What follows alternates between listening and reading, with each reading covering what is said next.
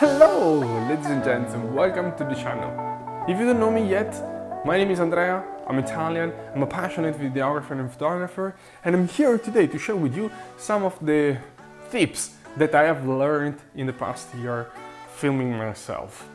Whatever you are going to do, if you are going to do tutorials, vlogs, gameplay even, why not? I did it 1.5 years ago. So whatever you are going to do that involves yourself and a camera, well, today we are going to talk about things that you really need to know before starting. Things, guys, that I've learned on my skin, doing the things on the ground, in the field, shooting and filming myself, and doing a lot of mistakes, throwing away garbage footage, redoing things 100 times, and discovering all the stupid stuff that I did after starting editing. So that's for you to spare time, save time in what you are doing, to learn a little bit, and why not? Maybe you can share some of your tips, if you have some, down below in the comments. All right, so let's get started. Tip number 1, something already mentioned many times, and I repeat it because I tried both versions. I tried manual focus and I tried also autofocus. So there are some YouTubers that suggest manual focus. There are some others that recommend autofocus. 100% guys, my experience on autofocus. The thing is that I tried with manual focus. I have a lens, it's the Sigma 1835. It's beautiful, it works better with manual focus. It's painful, it doesn't work. When you are filming yourself, you are holding the camera and you try to set the manual focus on your face, and then you walk, your arm will never keep the same distance from your eyes and your face, so you're going to be out of focus 50% of the time. Same for when you are shooting yourself, like I'm doing now. It's on a tripod, the camera. The distance is this one. I can't take the manual focus in this way because I'm gonna move forward and backward. And even if I place an object that actually I struggle to find an object high as I am, tall as I am, but even if I place an object over here, I move, so it's not gonna be reliable, the manual focus. The risk is that you waste a lot of time recording, and after you watch the footage, it's rubbish, it's everything out of focus. Whatever is the camera you have or you are gonna buy a camera, get the camera with the autofocus, face tracking or eye tracking system. Tip number 2. Not many people mention that on the web, so I really hope that this tip is gonna help you to improve your work. So my tip is, when you can, if you have a camera that is able to handle it, shoot in 4K. 4K and then export in 1080p. So export with a lower resolution. So why shooting in 4K and then exporting in 1080p? What's the purpose of that, Andrea, please? The purpose is very simple, is that if you shoot, of course, you need to have the camera stable on a tripod. When you shoot in 4K and you are editing your video, you have the opportunity to fake some camera movements, like panning or zooming in or out, or even tilting in some cases. And this is extremely useful because it gives you a super professional look. And when you export in 1080p, there is no difference in the resolution. You are not losing any quality. On the other side, the quality is even better. And you are alone. And you are doing this like if you have a high value production team behind your shoulder, shooting and editing and yeah, filming for you. That's awesome. Tip number 3, get an ND filter, variable ND filter if possible.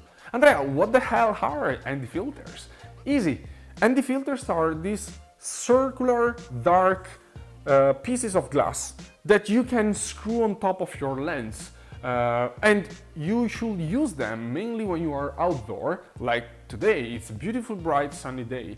And imagine you are shooting yourself, not shooting yourself, you are filming yourself, you are filming, I don't know, details of the surrounding, flowers, trees, a monument, whatever it is, and you want to have that beautiful cinematic look due to the shallow depth of field. So to get the shallow depth of field, like this, not a blurry background, what you do is you open the aperture of your lens, and suddenly you realize that your ISO are at the minimum, your shutter speed cannot be touched, and with the wide aperture, the footage is completely burned out. It's completely too bright, it's garbage, you can't use it. By the way, if you don't know what is ISO, aperture, shutter speed, check out this video where I explain what is the exposure. So what do? You take the filter, you screw it on the lens, and automatically it's like putting sunglasses on the lens. And the footage is now usable because basically the dark piece of glass decreases the exposure of your camera, of your lens, of your photo, of your footage without losing quality. Tip number 4. So the tip number 4 is for when ND filters are not sufficient to balance the exposure of your footage.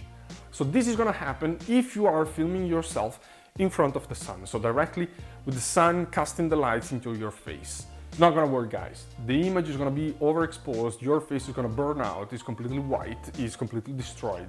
And it happened to me, I did it. I had to use that footage anyway to do the vlog. I will not do that mistake again. So find a spot where there is a little bit of shadows. Can be, you know, the side of a car crouching a little bit, or can be under a tree or under a wall, somewhere you have a little bit of shadows, and you can keep bright the overall image, but you don't have the sun pointing directly to your face. Tip number 5. Tip number 5 is, if you are going to buy a camera, new camera, you want to change camera, get a camera with a flip LCD screen. What is the flip LCD screen? It's a screen that rotates and that allows you to watch yourself while you are filming. Because guys, you don't have anyone behind the camera that can regulate the composition, the exposure, the framing, whatever it is, okay? Yeah, and the autofocus, the focus. You need to be able to see by your own if you are in focus or not, if you are good, the exposure is good or the framing is good. So you need to have a camera with the ability of turn the screen. So pay attention, because there are some cameras that might not be what you need. So for instance, like a Sony camera, or this one specifically, the G7X Mark II Canon, with this screen, if you put the screen in this way and you want to mount a microphone on top of it, well, you can't. At least you're not gonna watch yourself on the screen. So you need a flip LCD screen that rotates laterally on the side of the camera, and you can flip on all the ways, like the one I'm showing you now. Tip number 6 is get a zoom lens.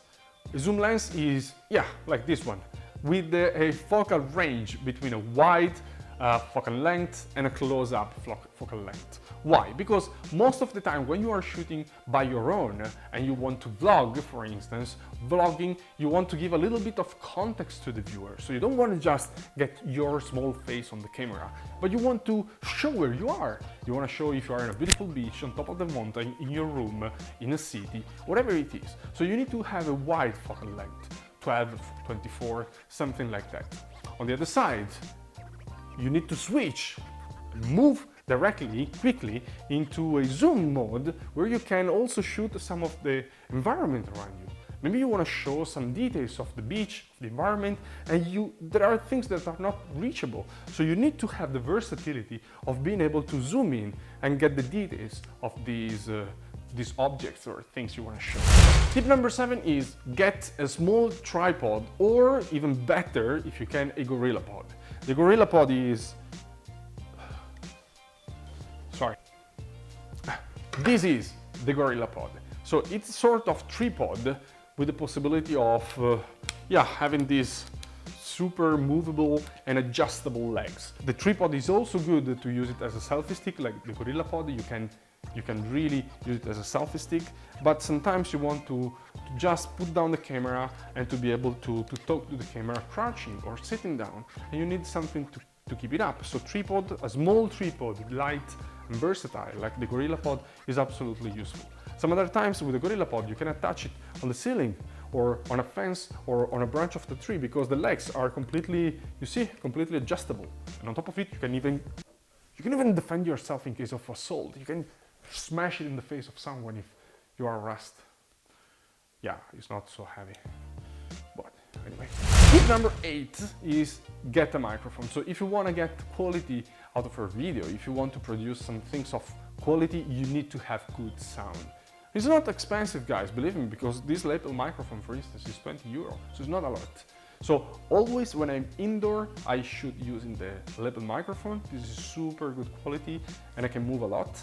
At the same time, when I'm outdoor, I use a shotgun mic to be mounted on top of the camera.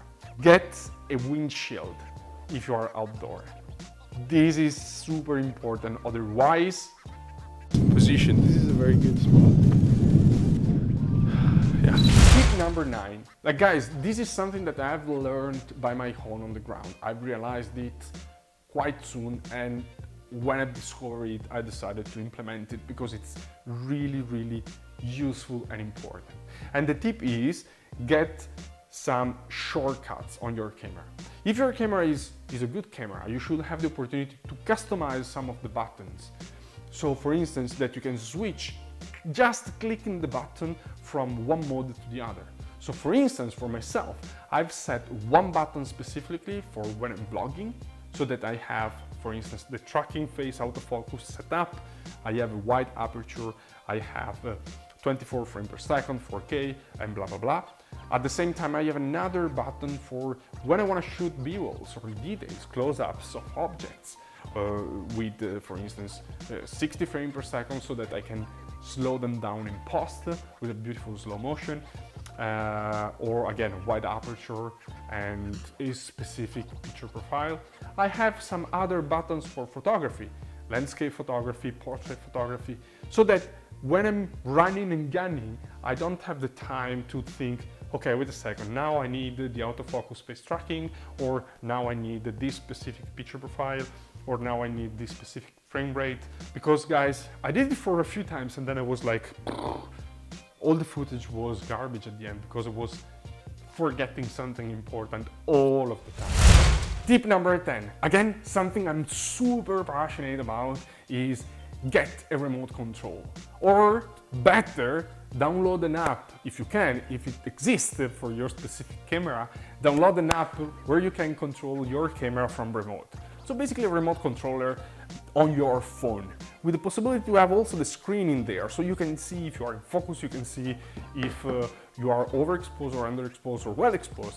You can control the white balance, you can press record or switch it off. Whatever you want, you can do it directly from the phone.